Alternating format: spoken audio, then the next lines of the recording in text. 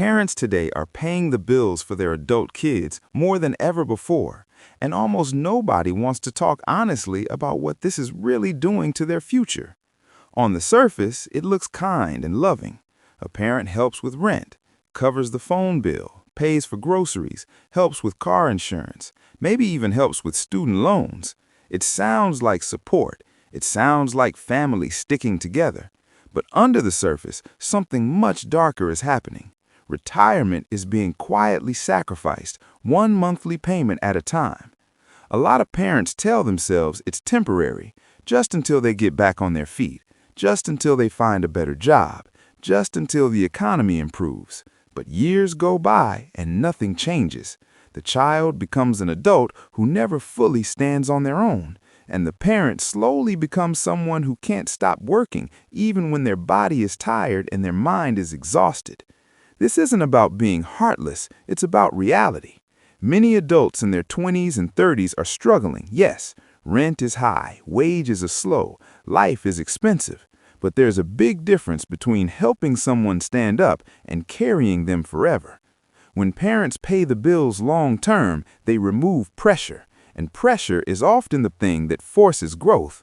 When you know rent is covered, you don't feel urgency. When your phone bill is paid, you don't rush to increase income. When food always appears, you don't feel hunger pushing you forward. Comfort kills progress, slowly, quietly, politely. And parents are often the ones creating that comfort while telling themselves they're being loving. The harsh truth is this: many parents are destroying their own financial future to protect their children from discomfort. And discomfort is not danger. Discomfort is not failure. Discomfort is how adults are made. The result is brutal. Parents delay retirement, savings accounts stop growing, investments get paused or liquidated, retirement contributions shrink or disappear entirely. And then suddenly, at 65 or 70, the realization hits: there isn't enough. Not enough money, not enough energy, not enough time to fix it. And what happens then? The same kids who were helped for years are often not in a position to help back. They're still figuring it out, still unstable, still dependent. The cycle completes itself in the worst possible way. What makes this even more dangerous is how normalized it has become. Society now treats adult dependence as compassion.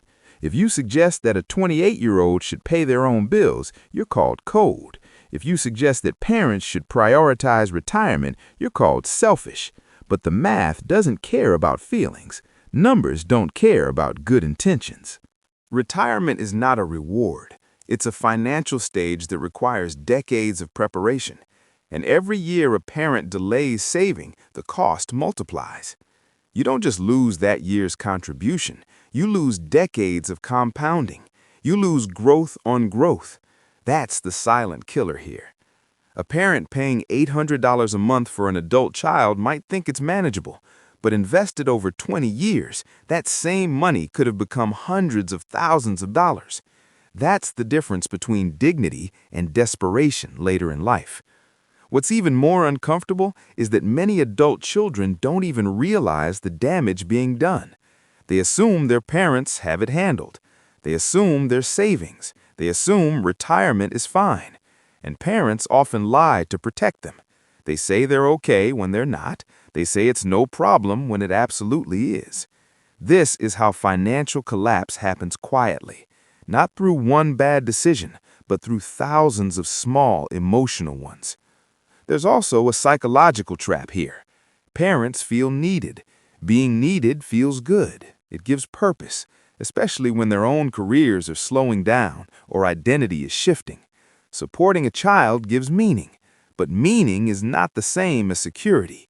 You can feel useful and still be destroying your future. The hardest truth is this: helping too much can actually cripple your child. It delays maturity. It delays discipline. It delays responsibility. When bills are paid by someone else, money never becomes real. Consequences never land.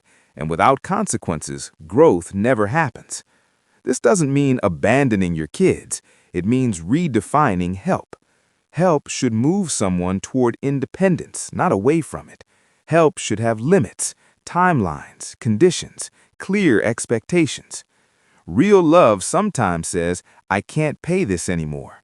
Real love sometimes says, you need to figure this out. That's not cruelty, that's leadership.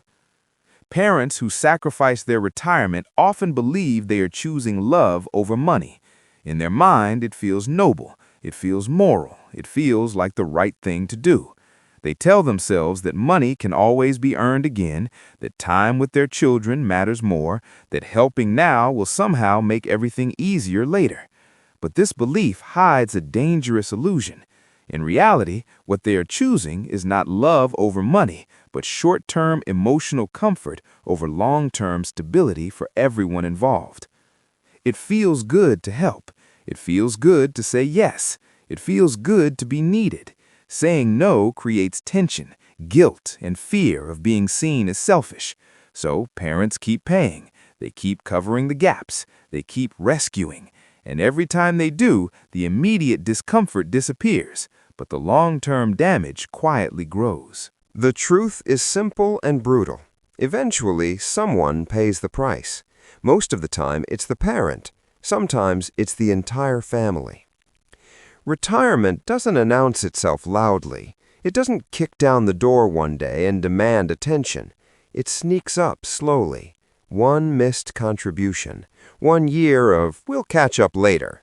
One more withdrawal from savings to help with rent or credit cards or emergencies that somehow keep repeating. And then suddenly, the numbers don't work anymore. The math stops cooperating. Time runs out. What makes this especially painful is that many adult children don't even realize what's happening. Not because they're evil or ungrateful, but because humans adapt incredibly fast to comfort. Support becomes normal. Help becomes expected. What once felt like a favor quietly turns into a baseline. And once something becomes normal, it stops being questioned. Most adult kids aren't waking up every morning thinking, I hope my parents ruin their future for me. They just assume things are fine. They assume there's a plan. They assume their parents are okay. And parents often encourage this illusion because the alternative feels too heavy to confront. There's also a psychological trap at work. Parents tie their identity to being needed. Especially later in life, when careers slow down and roles change. Being the provider gives purpose, it gives meaning, it makes them feel relevant. But meaning built on self-sacrifice has an expiration date, and when the money runs out, the sense of purpose often collapses with it. This is where things get truly uncomfortable. Many parents believe that if they stop helping, their child will fall apart, that they'll fail, that they'll suffer. But in most cases, that's simply not true. Humans are remarkably adaptable when they have no safety net. Pressure creates movement. Responsibility creates growth. Limits create maturity.